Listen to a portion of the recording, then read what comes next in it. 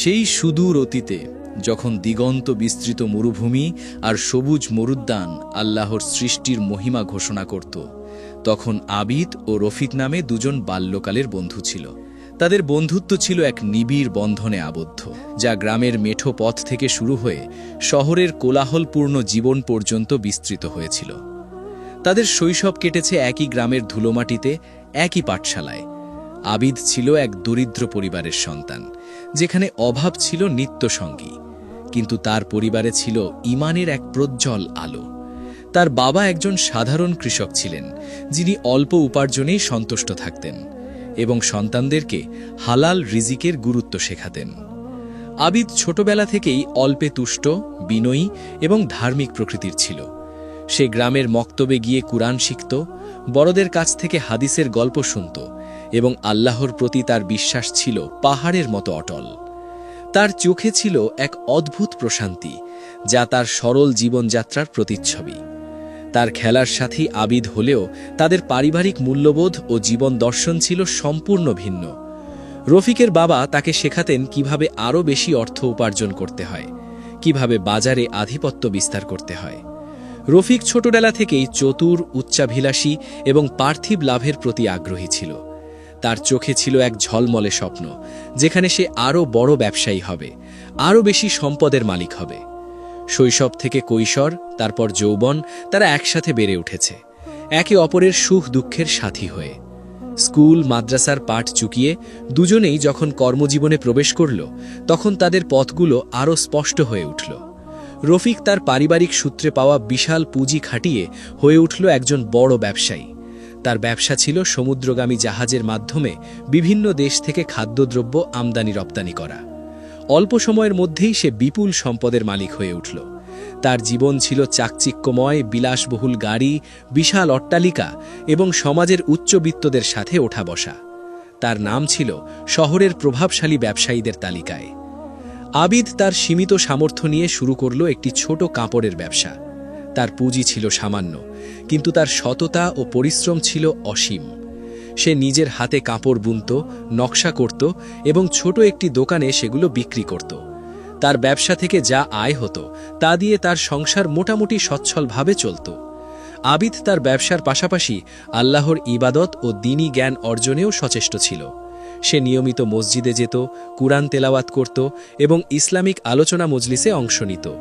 তার জীবন ছিল সরলতা, অল্পে তুষ্টি এবং আল্লাহর প্রতি গভীর নির্ভরতার এক উজ্জ্বল দৃষ্টান্ত।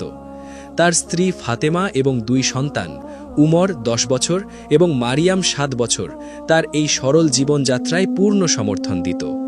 উমর ছিল শান্ত ও মেধাবী, বাবার মতোই ধার্মিক। মারিয়াম ছিল চঞ্চল ও দয়ালু, মায়ের মতো পরোপকারী। রফিক প্রায়শই আবিদের এই সরল জীবনযাপন নিয়ে ঠাট্টা করত। বলতো, আবিদ, তুমি এখনও সেই পুরনো দিনের ধ্যান ধারণা নিয়ে পড়ে আছো। ব্যবসা এখন অনেক আধুনিক হয়েছে, এসব সাওয়াব টাওয়াব দিয়ে পেট ভরে না। রফিকেরও ছিল 2 সন্তান, জায়ান 11 বছর আর সারা 8 বছর। জায়ান ছিল জেদি ও বিলাসী, আর সারা ছিল আদুরে ও শৌখিন। তারা বাবার প্রাচুর্যে বেড়ে উঠছিল, কিন্তু আবিদ তার কথায় কান দিত না। সে জানত প্রকৃত শান্তি পার্থিব সম্পদে নয়, বরং আল্লাহর সন্তুষ্টিতেই নিহিত। তার হৃদয়ে ছিল এক অদম্য বিশ্বাস, যা তাকে সকল প্রতিকূলতার মাঝেও অবিচল রাখত। দেখতে দেখতে রহমত, মাগফিরাত ও নাজাতের মাস রমাদানুল মুবারক চলে এলো। মুসলিম উম্মার জন্য এই মাসটি ছিল এক বিশেষ উপহার, যেখানে প্রতিটি ইবাদতের সওয়াব বহুগুণে বৃদ্ধি পায়। আবিদের হৃদয়ে রমাদানের আগমন এক নতুন উদ্দীপনা নিয়ে এলো। সে এই মাসটিকে অত্যন্ত গুরুত্বের সাথে গ্রহণ করল। তার প্রস্তুতি ছিল কেবল শারীরিক নয়, আত্মিকও। সে তার পরিবারের সাথে বসে রমাদানের পরিকল্পনা করল, কিভাবে এই মাসটিকে ইবাদত ও দানের মাধ্যমে কাজে লাগানো যায়। তার স্ত্রী ফাতেমা এবং সন্তান উমর ও মারিয়াম তার এই উদ্যোগে পূর্ণ সমর্থন দিত। তাদের ছোট্ট ঘরটি রমাদানের পবিত্র আলোয় যেন আরও উজ্জ্বল হয়ে উঠত। সাহারির সময় ফাতেমা যখন সুস্বাদু খাবার তৈরি করতেন, উমর ও মারিয়াম তখন বাবার পাশে বসে কুরআন তিলাওয়াত করত। ইফতারের সময় তাদের ঘরে এক অন্যরকম প্রশান্তি বিরাজ করত। আবিদ জানত রমাদানে দান করার ফজিলত অপরিসীম। সে তার সীমিত আয় থেকে তার পরিবারের জন্য প্রয়োজনীয় অর্থ রেখে বাকি সমস্ত অর্থ দরিদ্র ও অভাবী মানুষের মাঝে বিলিয়ে দিল। তার বিশ্বাস ছিল আল্লাহ তাআলা তার দানের প্রতিদান অবশ্যই দেবেন এবং তার রিজিকে বরকত দান করবেন। সে তার এলাকার এতিমখানা, বিধবা নারী এবং দরিদ্র প্রতিবেশীদের ঘরে ঘরে গিয়ে গোপনে সাহায্য পৌঁছে দিত। তার এই দানশীলতা ছিল নিঃস্বার্থ, কেবল আল্লাহর সন্তুষ্টির উদ্দেশ্যে। সে চাইত না তার দান প্রকাশ্যে আসুক, কারণ সে জানত গোপন দান আল্লাহর কাছে অধিক প্রিয়। ছোট উমর তার বাবার এই দানশীলতা দেখে মুগ্ধ হতো এবং মারিয়ামও মায়ের সাথে মিলে ছোট ছোট জিনিসপত্র গুছিয়ে দিত, যা অভাবীদের মাঝে বিতরণ করা হবে। হাদিসে এসেছে, হজরত ইবনে আব্বাস রাদিয়াল্লাহু থেকে বর্ণিত, তিনি বলেন, রাসূলুল্লাহ সাল্লাল্লাহু আলাইহি ওয়াসাল্লাম ছিলেন মানুষের মধ্যে সবচেয়ে বেশি দানশীল। আর রমাদান মাসে যখন জিব্রাইল আলাইহিসসালাম তার সাথে সাক্ষাৎ করতেন, তখন তিনি আরও বেশি দানশীল হয়ে উঠতেন। জিব্রাইল আলাইহিসসালাম রমাদানের প্রতি রাতে তার সাথে সাক্ষাৎ করতেন এবং তাকে কুরআন শোনাতেন। অতঃপর রাসূলুল্লাহ সাল্লাল্লাহু আলাইহি ওয়াসাল্লাম কল্যাণের ক্ষেত্রে মুক্ত বাতাসের থেকেও বেশি দানশীল হয়ে যেতেন। সহিহ বুখারী হাদিস নং 3554। এই হাদিসের শিক্ষা আবিদের হৃদয়ে গভীরভাবে প্রথিত ছিল। সে জানত নবীজির এই সুন্নাহ অনুসরণ করাই প্রকৃত সফলতা। আবিদ তার বন্ধু রফিককেও দানের প্রতি উৎসাহিত করত। একদিন ইফতারের পর আবিদ রফিকের সাথে দেখা করে বলল, দেখো বন্ধু, রমাদানে দান করলে আল্লাহ অধিক সওয়াব দেন, এর ফজিলত অনেক বেশি। আবিদ তাকে আরও বোঝাত যে দান কেবল সম্পদ কমানো নয়, বরং এটি সম্পদকে পবিত্র করে এবং তাতে বরকত নিয়ে আসে। সে বলতো, তুমি কি জানো সাহাবীরা কিভাবে রমাদানে দান করতেন? তারা নিজেদের প্রয়োজন মিটিয়ে যা অবশিষ্ট থাকত তা সবই আল্লাহর পথে বিলিয়ে দিতেন। তাদের বিশ্বাস ছিল আল্লাহই উত্তম প্রতিদানদাতা। চোখে দেখা যায়, মাপতে পারবি? আমি তো শুধু লাভ বুঝি, সওয়াব দিয়ে আমার কি হবে? রফিকের কাছে পার্থিব লাভই ছিল মুখ্য। সে মনে করত দান করা মানে সম্পদ নষ্ট করা। আবিদ তাকে বিভিন্ন সহি হাদিস ও যুক্তি দিয়ে বোঝানোর চেষ্টা করত, যেমন আল্লাহর পথে দান করলে সম্পদ কমে না, বরং বৃদ্ধি পায়। দান বিপদ দূর করে, অসুস্থতা থেকে মুক্তি দেয়। সে বলতো, বন্ধু, দুনিয়ার সম্পদ ক্ষণস্থায়ী, কিন্তু আখেরাতের প্রতিদান চিরস্থায়ী। তুমি যদি আল্লাহর পথে দান করো, তাহলে আল্লাহ তোমাকে দুনিয়া ও আখেরাত উভয় জগতেই উত্তম প্রতিদান দেবেন। সে আরও বলতো, ইসলামের ইতিহাসে এমন অনেক ঘটনা আছে যেখানে দানশীলতার কারণে মানুষ অভাব থেকে মুক্তি পেয়েছে এবং আল্লাহর রহমত লাভ করেছে। তুমি কি হজরত উসমান রাদিয়াল্লাহু এর কথা ভুলে গেছ, যিনি তাবুক যুদ্ধের সময় নিজের সমস্ত সম্পদ আল্লাহর পথে দান করে দিয়েছিলেন? কিন্তু রফিকের মন ছিল পাথরের মতো কঠিন। সে আবিদের কথাগুলোকে নিছকই আবেগ প্রবণতা মনে করত এবং নিজের লোভের জালে আরও বেশি জড়িয়ে পড়ছিল। তার কাছে আবিদের এই দানশীলতা ছিল বোকামি ছাড়া আর কিছুই নয়। রফিকের ব্যবসা ছিল বিশাল, কিন্তু তার অন্তর ছিল লোভের দ্বারা আচ্ছন্ন। রমাদান মাসে যখন মানুষের চাহিদা বেড়ে যায়, তখন সে অধিক লাভের আশায় এক জঘন্য পরিকল্পনা করল। সে তার খাদ্যদ্রব্যের জাহাজগুলো সাগরে ভাসমান রাখল, যাতে বাজারে খাদ্যদ্রব্যের কৃত্রিম সংকট তৈরি হয় এবং সে চড়া দামে সেগুলো বিক্রি করে বিপুল মুনাফা অর্জন করতে পারে। এটি ছিল ইসলামের দৃষ্টিতে সম্পূর্ণ হারাম কাজ, যাকে এহতিকার বা মজুদদারি বলা হয়। রফিকের এই পরিকল্পনা ছিল অত্যন্ত সুদূর প্রসারী এবং নিষ্ঠুর। সে জানত রমাদানে খাদ্যদ্রব্যের চাহিদা তুঙ্গে থাকে। এই সুযোগকে কাজে লাগিয়ে সে কোটি কোটি টাকা উপার্জনের স্বপ্ন দেখছিল। তার মনে কোনো দ্বিধা বা অনুশোচনা ছিল না। সে ভাবছিল ব্যবসা মানেই লাভ, আর লাভ করার জন্য সব কৌশলই জায়েজ। তার এই চিন্তা ছিল সম্পূর্ণরূপে ইসলামিক মূল্যবোধের পরিপন্থী। আবিদ এই বিষয়ে রফিককে বারবার সতর্ক করত। সে একদিন রফিকের অফিসে গিয়ে তাকে বোঝানোর চেষ্টা করল, বন্ধু, এই কাজ করো না, এটা হারাম, এতে আল্লাহর গজব নেমে আসবে। রিজিকের মালিক আল্লাহ, তিনিই দেন, হারাম উপার্জনে কোনো বরকত নেই। তুমি কি জানো মজুদদারির ব্যাপারে নবীজি সাল্লাল্লাহু আলাইহি ওয়াসাল্লাম কি বলেছেন? হাদিসে এসেছে, রাসূলুল্লাহ সাল্লাল্লাহু আলাইহি ওয়াসাল্লাম বলেছেন, যে ব্যক্তি মুসলমানদের খাদ্যদ্রব্য মজুদ করে রাখে, আল্লাহ তাকে কুষ্ঠরোগ ও দারিদ্র দ্বারা আক্রান্ত করেন। সুনানে ইবনে মাজা হাদিস নং 2153, সনদ সহি। অন্য এক হাদিসে এসেছে, মজুদদার ব্যক্তি পাপী, সহি মুসলিম হাদিস নং 1605। আবিদ আরও বলল, ইসলামের ইতিহাসে এমন অনেক ঘটনা আছে যেখানে মজুদদারির কারণে মানুষের জীবন ধ্বংস হয়ে গেছে। তুমি কি ভুলে গেছ উমর ইবনুল খত্তাব রাদিয়াল্লাহু আনহু এর খেলাফতকালে কিভাবে তিনি মজুদদারদের বিরুদ্ধে কঠোর ব্যবস্থা নিয়েছিলেন? তিনি বলেছিলেন, আমাদের বাজারে কেউ যেন মজুদদারি না করে। তিনি মজুদদারদের পণ্য বাজেয়াপ্ত করে বাজারে ন্যায্য মূল্যে বিক্রি করার নির্দেশ দিয়েছিলেন। তুমি কি জানো এই মজুদদারি কেবল অর্থনৈতিক অপরাধ নয়, এটি একটি সামাজিক অপরাধও। এর ফলে গরিব মানুষ আরও গরিব হয়, তাদের কষ্ট বাড়ে। তুমি তোমার সন্তানদের কি শেখাচ্ছ? এই হারাম উপার্জনের ফল তাদের জীবনেও প্রভাব ফেলবে। কিন্তু রফিক আবিদের কথায় কান দিত না। সে অহংকার করে বলল, আবিদ, তুমি এখনও সেই পুরনো দিনের ধ্যান ধারণা নিয়ে পড়ে আছো। ব্যবসা এখন অনেক আধুনিক হয়েছে। আমি যা করছি তা আমার ব্যবসার কৌশল। তুমি তোমার সওয়াব নিয়ে থাকো, আমি আমার লাভ নিয়ে থাকি। রফিক তার লোভের বশবর্তী হয়ে নিজের পরিকল্পনা বাস্তবায়নে অটল ছিল। সে তার কর্মচারীদের নির্দেশ দিল জাহাজগুলো যেন বন্দরে না ভেড়ে বরং সাগরেই নোঙর করে থাকে। আবিদ তার বন্ধুকে সঠিক পথে ফেরাতে না পেরে মনে মনে আল্লাহর কাছে দোয়া করত এবং তার জন্য হেদায়েত কামনা করত। সে জানত আল্লাহর ফয়সালা অনিবার্য। তার হৃদয়ে এক অজানা আশঙ্কা দানা বাঁধছিল। আবিদ তার ছোট কাপড়ের ব্যবসা নিয়ে সন্তুষ্ট ছিল। সে নিয়মিত তার দোকানে যেত, ব্যবসার খোঁজ খবর রাখত, কিন্তু তার মূল মনোযোগ ছিল আল্লাহর ইবাদতে। রমাদানের দিনগুলো তার জন্য ছিল আল্লাহর নৈকট্য লাভের এক অসাধারণ সুযোগ। সে তার সাধ্যমতো দান সদকা অব্যাহত রেখেছিল, কারণ সে জানত আল্লাহর পথে যা ব্যয় করা হয় তা কখনো বৃথা যায় না। তার দোকানটি ছিল ছোট, কিন্তু তার সততা ও ভালো ব্যবহারের কারণে ক্রেতাদের কাছে তার সুনাম ছিল। দূর দূরান্ত থেকে মানুষ তার দোকানে আসত কাপড় কিনতে।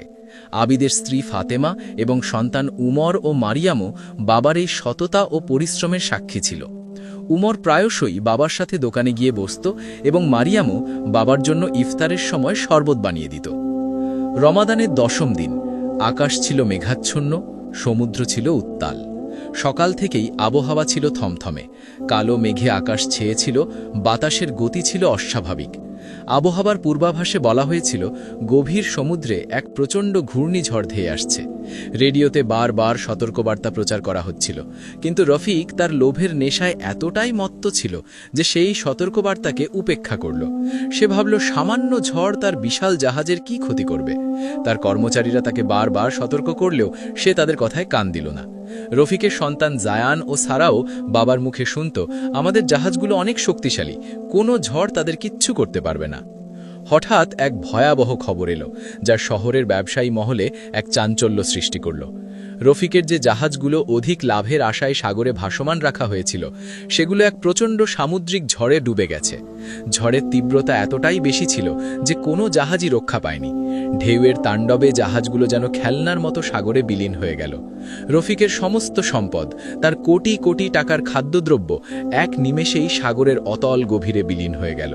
সে মুহূর্তেই একজন ধনী ব্যবসায়ী থেকে নিঃস্ব হয়ে গেল।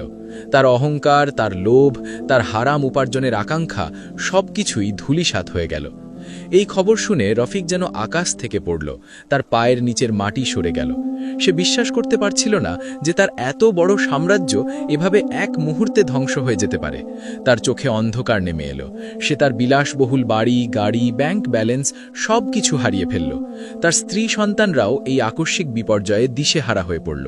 রফিকের স্ত্রী, যিনি এতদিন বিলাসী জীবনযাপনে অভ্যস্ত ছিলেন, তিনি এখন বুঝতে পারলেন পার্থিব সম্পদের ক্ষণস্থায়িত্ব। তাদের সন্তান জায়ান ও সারা, যারা এতদিন দামি খেলনা আর পোশাকের আবদারে অভ্যস্ত ছিল, তারাও এখন বাবার বিষণ্ণ মুখ দেখে চুপ হয়ে গেল। জায়ান তার বাবাকে প্রশ্ন করল, বাবা, আমাদের কি আর নতুন খেলনা হবে না? রফিক কোনো উত্তর দিতে পারল না, কেবল শূন্য দৃষ্টিতে তাকিয়ে রইল। আবিদ এই খবর শুনে মর্মাহত হল। সে তার বন্ধুর জন্য দুঃখ অনুভব করল, যদিও রফিক তার উপদেশ শোনেনি। আবিদ জানত এটা আল্লাহর পক্ষ থেকে এক কঠিন পরীক্ষা এবং তার কৃতকর্মের ফল। সে আল্লাহর এই ফয়সালাকে মেনে নিল এবং রফিকের জন্য মনে মনে দোয়া করল। আবিদ তার ঈমান ও তাকওয়ায় অটল ছিল। সে আল্লাহর উপর ভরসা রেখেছিল যে আল্লাহ কখনো তার নেক বান্দাদেরকে নিরাশ করেন না।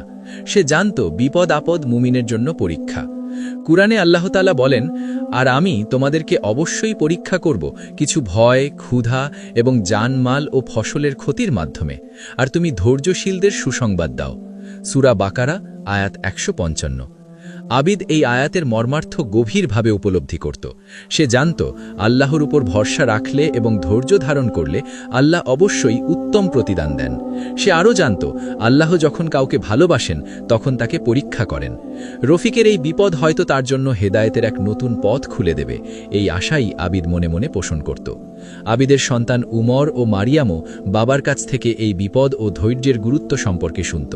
উমর তার বাবাকে জিজ্ঞেস করল, বাবা, রফিক আঙ্কেলের কি অনেক কষ্ট হচ্ছে? আবিদ বলল, হ্যাঁ বাবা, কিন্তু আল্লাহ ধৈর্যশীলদের সাথে আছেন। আবিদ তার কাপড়ের ব্যবসা চালিয়ে যাচ্ছিল। সে নিয়মিত তার দোকানে যেত, ব্যবসার খোঁজখবর রাখত, কিন্তু তার মূল মনোযোগ ছিল আল্লাহর ইবাদতে। রমাদানের দিনগুলো তার জন্য ছিল আল্লাহর নৈকট্য লাভের এক অসাধারণ সুযোগ। সে তার সাধ্যমতো দান সদকা অব্যাহত রেখেছিল, কারণ সে জানত আল্লাহর পথে যা ব্যয় করা হয় তা কখনো বৃথা যায় না। তার দোকানটি ছিল ছোট, কিন্তু তার সততা ও ভালো ব্যবহারের কারণে ক্রেতাদের কাছে তার সুনাম ছিল। রমাদানের 15তম দিন এক অপ্রত্যাশিত ঘটনা ঘটল। আবিদের দোকানে এক বড় ব্যবসায়ী এলেন, যিনি শহরের একজন স্বনামধন্য এবং নীতিবান ব্যক্তি হিসেবে পরিচিত ছিলেন। তার নাম ছিল আব্দুল্লাহ। তিনি আবিদের কাপড়ের মান, তার সততা এবং তার ব্যবসার সুনাম সম্পর্কে শুনে দূর থেকে এসেছিলেন। আব্দুল্লাহ সাহেব অনেক দিন ধরেই এমন একজন সৎ ও নিষ্ঠাবান ব্যবসায়ীর খোঁজ করছিলেন, যার সাথে দীর্ঘমেয়াদী ব্যবসা করা যায়। তিনি আবিদের দোকানে এসে তার সাথে দীর্ঘক্ষণ কথা বললেন, তার সততা ও কর্মনিষ্ঠায় মুগ্ধ হলেন। তিনি বললেন, আমি অনেক দিন ধরেই এমন একজন সৎ ও নিষ্ঠাবান ব্যবসায়ীর খোঁজ করছিলাম, যার সাথে দীর্ঘমেয়াদী ব্যবসা করা যায়। আপনার কাপড়ের মান এবং আপনার সততার কথা শুনে আমি আপনার কাছে এসেছি। আমি আপনার সাথে একটি বড় চুক্তির প্রস্তাব দিতে চাই। আমি আপনার কাছ থেকে বিপুল পরিমাণ কাপড় কিনতে চাই এবং আমার আন্তর্জাতিক বাজারে সেগুলো রপ্তানি করতে চাই। আবিদ এই প্রস্তাব শুনে মহা খুশি হল। চুক্তি স্বাক্ষরিত হল এবং সেই ব্যবসায়ী আবিদকে অগ্রিম মোটা অঙ্কের টাকা দিয়ে গেলেন। আবিদ বুঝতে পারল এটা তার দানশীলতা, আল্লাহর প্রতি তার আস্থা এবং হালাল উপার্জনের প্রতি তার অবিচল থাকার প্রতিদান। আল্লাহ তাআলা তার রিজিকে এমন বরকত দান করেছেন যা সে কখনো কল্পনাও করেনি। আবিদের হৃদয় আল্লাহর শুকরিয়ায় ভরে উঠল। সে সিজদায় লুটিয়ে পড়ে আল্লাহর কাছে কৃতজ্ঞতা প্রকাশ করল। তার চোখ থেকে আনন্দাশ্রু গড়িয়ে পড়ছিল। ফাতেমা, ওমর ও মারিয়ামও এই খবর শুনে আনন্দে আত্মহারা হয়ে উঠল। ওমর বলল, বাবা, আল্লাহ তোমার দোয়া কবুল করেছেন। মারিয়াম বলল, বাবা, এখন আমরা আরও বেশি মানুষকে সাহায্য করতে পারব। কুরআনে আল্লাহ তাআলা বলেন, যে ব্যক্তি আল্লাহকে ভয় করে আল্লাহ তার জন্য উত্তরণের পথ করে দেন আর তাকে এমন উৎস থেকে রিজিক দান করেন যা সে কল্পনাও করে না। সূরা তালাক আয়াত 2-3। আবিদ এই আয়াতের বাস্তব প্রতিফলন নিজের জীবনে দেখতে পেল। তার বিশ্বাস আরও দৃঢ় হল যে আল্লাহর উপর ভরসা রাখলে এবং তার নির্দেশ মেনে চললে আল্লাহ অবশ্যই বান্দাকে সাহায্য করেন। তার এই সফলতা কেবল আর্থিক ছিল না, এটি ছিল ঈমান ও তাকওয়ার এক বিজয়। সে জানত এই সম্পদ আল্লাহর দান, তাই এর একটি অংশ অবশ্যই আল্লাহর পথে ব্যয় করতে হবে। রফিকের নিঃস্ব হওয়ার পর সে রফিকের কাছে গেল। রফিক তখন তার ভাঙা বাড়িতে হতাশায় নিমজ্জিত ছিল। তার চোখে ছিল অশ্রু, মুখে ছিল বিষাদের ছাপ। তার বিলাসবহুল জীবন এক নিমেষেই ধূলিসাৎ হয়ে গিয়েছিল। তার স্ত্রী ও সন্তানরা ছিল ভীত সন্ত্রস্ত। জায়ান ও সারা, যারা এতদিন বিলাসী জীবনযাপনে অভ্যস্ত ছিল, তারা এখন ক্ষুধার্ত ও অসহায়। আবিদ তার বন্ধুকে সান্ত্বনা দিল এবং তাকে বোঝালো, দেখো বন্ধু, রিজিকের মালিক আল্লাহ। যখন ইচ্ছা যাকে তিনি উঠাতে পারেন, যাকে ইচ্ছা নামাতে পারেন। আমাদের উচিত সব অবস্থায় আল্লাহর উপর ভরসা রাখা এবং তার নির্দেশ মেনে চলা। এই বিপদ হয়তো তোমার জন্য আল্লাহর পক্ষ থেকে এক পরীক্ষা এবং হেদায়েতের পথ। আবিদ তাকে আরও বলল, আল্লাহ তাআলা কখনো কোনো বান্দার উপর জুলুম করেন না। আমাদের কৃতকর্মের ফলই আমরা ভোগ করি, কিন্তু আল্লাহর রহমত থেকে নিরাশ হওয়া উচিত নয়। তওবার দরজা সবসময় খোলা থাকে। আবিদের কথাগুলো রফিকের হৃদয়ে গভীরভাবে রেখাপাত করল। সে তার ভুল বুঝতে পারল। তার চোখের সামনে ভেসে উঠল আবিদের বারবার দেওয়া উপদেশগুলো, রামাদানে দানের ফজিলত, মজুদ্দারির ভয়াবহতা। সে অনুতপ্ত হল, তার কৃতকর্মের জন্য লজ্জিত হল। রফিক হাউমাউ করে কেঁদে উঠল এবং বলল, আবিদ, তুমি ঠিকই বলেছিলে, আমি তোমার কথা শুনিনি। আমি লোভের বশবর্তী হয়ে হারাম পথে চলেছিলাম। আল্লাহ আমাকে ক্ষমা করুন। আমি এখন বুঝতে পারছি পার্থিব সম্পদ ক্ষণস্থায়ী, আর আল্লাহর সন্তুষ্টিই প্রকৃত সফলতা। তার স্ত্রীও তার পাশে বসে কাঁদছিলেন। তাদের সন্তান জারান ও সারাও বাবার কান্না দেখে ভয় পেয়েছিল। আবিদ রফিকের কাঁধে হাত রেখে বলল, বন্ধু, আল্লাহ তাআলা ক্ষমাশীল ও দয়ালু। তুমি যদি আন্তরিকভাবে তাওবা করো, তাহলে আল্লাহ অবশ্যই তোমাকে ক্ষমা করবেন। তওবার দরজা সবসময় খোলা থাকে। তুমি তোমার অতীত জীবনের জন্য অনুতপ্ত হয়েছ, এটাই সবচেয়ে বড় কথা। হাদিসে এসেছে, রাসূলুল্লাহ সাল্লাল্লাহু আলাইহি ওয়াসাল্লাম বলেছেন, যে ব্যক্তি কোনো পাপ থেকে তওবা করে, সে এমন হয়ে যায় যেন তার কোনো পাপই ছিল না। সুনানে ইবনে মাজাহ, হাদিস নং 4250, সনদ হাসান। রফিকের হৃদয় আল্লাহর ভয়ে কেঁপে উঠল। সে আল্লাহর কাছে আন্তরিকভাবে তাওবা করল, তার সমস্ত হারাম কাজের জন্য ক্ষমা চাইল এবং ভবিষ্যতে হালাল পথে চলার দৃঢ় সংকল্প করল। সে প্রতিজ্ঞা করল আর কখনো মজুদদারি করবে না, মানুষের প্রয়োজনকে পুঁজি করে লাভ করবে না। আবিদ তার বন্ধুর এই পরিবর্তন দেখে খুশি হল এবং আল্লাহর কাছে রফিকের জন্য দোয়া করল। রফিকের এই তাওবা ছিল তার জীবনের এক নতুন মোড়, এক নতুন দিগন্তের সূচনা। রমজান ঈদের সময় ঘনিয়ে এলো। আবিদ তার নতুন প্রাপ্ত অর্থ থেকে অনেক দরিদ্র পরিবারকে ঈদের বাজার করে দিল। সে তাদের মুখে হাসি ফোটাল। তার দানশীলতা দেখে এলাকার মানুষ মুগ্ধ হল এবং আবিদের জন্য দোয়া করল। আবিদ তার বন্ধু রফিকের পরিবারকেও ভুলল না। সে রফিকের স্ত্রী ও সন্তানদের জন্য নতুন জামাকাপড় এবং ঈদের বাজার কিনে দিল, যাতে তারাও ঈদের আনন্দ থেকে বঞ্চিত না হয়। রফিকের পরিবার আবিদের এই উদারতায় মুগ্ধ হল এবং আল্লাহর কাছে আবিদের জন্য দোয়া করল। রফিকের স্ত্রী আবিদের কাছে এসে অশ্রুসিক্ত নয়নে বলল, আবিদ ভাই, আপনি আমাদের বিপদের দিনে যে সাহায্য করেছেন তা আমরা কোনো দিন ভুলব না। আল্লাহ আপনাকে এর উত্তম প্রতিদান দিন। রফিকের সন্তান জায়ান ও সারা নতুন জামাকাপড় পেয়ে আনন্দে আত্মহারা হয়ে উঠল। তাদের মুখে হাসি দেখে আবিদের হৃদয় প্রশান্তিতে ভরে গেল। আবিদের সন্তান উমর ও মারিয়ামও তাদের বাবার এই মহানুভবতা দেখে গর্বিত হল। উমর জায়ানকে বলল, চলো আমরা একসাথে ঈদগাহে যাই। মারিয়াম সারাকে নতুন জামা পরিয়ে দিল। ঈদ পরবর্তী সময়ে আবিদ রফিককে তার নতুন ব্যবসার অংশীদার হওয়ার প্রস্তাব দিল। আবিদ বলল, বন্ধু, তুমি আমার সাথে কাপড়ের ব্যবসায় যোগ দাও। আমরা একসাথে হালাল পথে ব্যবসা করব। আল্লাহ অবশ্যই আমাদের বরকত দেবেন। তোমার অভিজ্ঞতা আছে আর আমার আছে সততা ও আল্লাহর উপর ভরসা। আমরা দুজনেই মিলে একটি নতুন ব্যবসা শুরু করতে পারি। রফিক আবিদের এই প্রস্তাব সানন্দে গ্রহণ করল। সে তা অতীতের ভুল থেকে শিক্ষা নিয়ে নতুন করে হালাল উপার্জনের পথে যাত্রা শুরু করল। আবিদ তাকে তার কাপড়ের ব্যবসার একটি অংশ ধরিয়ে দিল এবং রফিক নতুন করে জীবন শুরু করল। সে এখন আর শুধু লাভের পেছনে ছোটে না, বরং হালাল উপার্জন এবং আল্লাহর সন্তুষ্টির দিকে মনোযোগ দেয়। তারা দুজনেই আল্লাহর প্রতি কৃতজ্ঞতা প্রকাশ করল।